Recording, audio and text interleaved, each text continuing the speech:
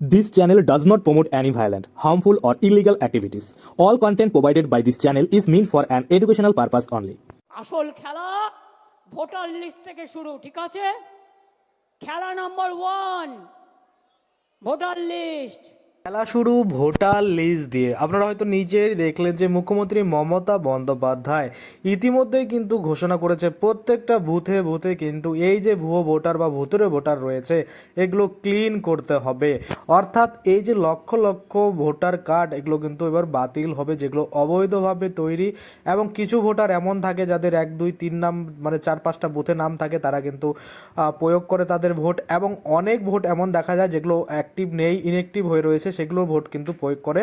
এবং কিছু অবৈধ অনুপ্রবেশকারী রয়েছে যাদের কিন্তু ভুয়োভাবে এই ভোটার কার্ড তৈরি করে দেওয়া হয় ভোট দেওয়ার জন্য। আশা করি আপনারা বুঝতে পারছেন এই ভোট ব্যাঙ্কগুলো কোন দিকে যায়। কিন্তু বর্তমানে কিন্তু মুখ্যমন্ত্রী মমতা বন্দ্যোপাধ্যায় নিজেই ঘোষণা করলেন যে প্রত্যেক বুথে বুথে গিয়ে এই ভোটার লিস্ট ক্লিন করতে হবে। তাই ভোটার কার্ড কিন্তু বাতিল করা শুরু হয়েছে। যেগুলো বাতিল হয়ে যাবে সেগুলো কিন্তু বুঝতেই পারছেন যে ভুতুরে ভোট ছিল।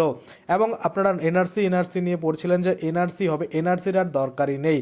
কারণ এনআরসির মতো কাজ কিন্তু মুখ্যমন্ত্রী মমতা বন্দ্যোপাধ্যায়ের কথাই ঘোষণা হয়ে গেছে যে প্রত্যেকটা ভোটার কার্ড কিন্তু পুনরায় যাচাই করা হবে এবং ভুয়ো কার্ড হলে কিন্তু সেখানে এটাকে বাতিল করা হবে এবং ভুয়োতরে যেগুলো ভোট রয়েছে সেগুলো কিন্তু এক একটা করে ধরা হবে। আপনারা হয়তো ইতিমধ্যে খবর পেয়েছেন দিল্লিতে কিন্তু অপারেশন শুরু হয়ে গেছে। দিল্লিতে কিন্তু মানে যাচাই করা শুরু হয়ে গেছে। খুঁজে খুঁজে বের করা হচ্ছে বাংলাদেশিদের, বা বস্তিতে যাওয়া হচ্ছে, যেখানে গিয়ে জিজ্ঞেস করা হচ্ছে আপনার অরিজিন কোথায়, কোথা থেকে এসেছেন। বৈধ ডকুমেন্টস না দেখাতে পারলেই কিন্তু পুজো ব্যাক করা হচ্ছে। অর্থাৎ বাংলাদেশিদের কিন্তু আর রক্ষা নেই। যারা অবৈধভাবে ভোটার কার্ড বানিয়ে এতদিন কিন্তু মজা মেরেছিলেন তাদের কিন্তু এবার কপালে দুঃখ রয়েছে। আরও একটা বিষয়, সেটা হচ্ছে আগামী 10ই March the immigrations and foreigners bill 2025, যেটা কিন্তু এনআরসি থেকেও করা বলা হচ্ছে, সেটা কিন্তু সংসদে পেশ হতে চলেছে। এবং সেটা হয়ে গেলেই বুঝতেই পারছেন এনআরসি থেকেও করা, অর্থাৎ এনআরসি কি তার থেকে কত করা, সেটা যদি আপনারা না জানেন দ্য ইমিগ্রেশনস অ্যান্ড ফরেনার্স বিল কি, তাহলে অবশ্যই আপনারা কিন্তু আমার আগের ভিডিওগুলো দেখবেন এবং সেখান থেকে দেখে নিয়ে বুঝতে পারবেন যে ইমিগ্রেশনস অ্যান্ড ফরেনার্স বিল 2025 সেই বিলটায় কি কি নিয়ম বলা হয়েছে, নিয়ম ভাঙলে কি ফাইন রয়েছে, এনআরসি থেকে কেন করা বলা হয়েছে, সমস্ত কিছুই কিন্তু সেখানে রয়েছে।